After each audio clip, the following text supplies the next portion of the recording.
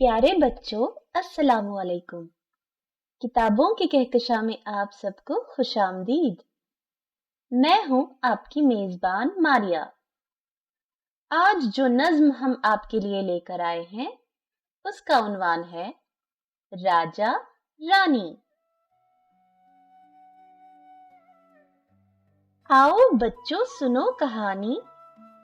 एक था राजा, एक थी रानी।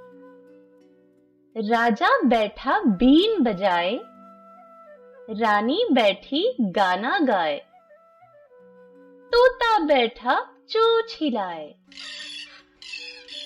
नौकर लेकर हलवा आया। तोते का भी जी ललचाया।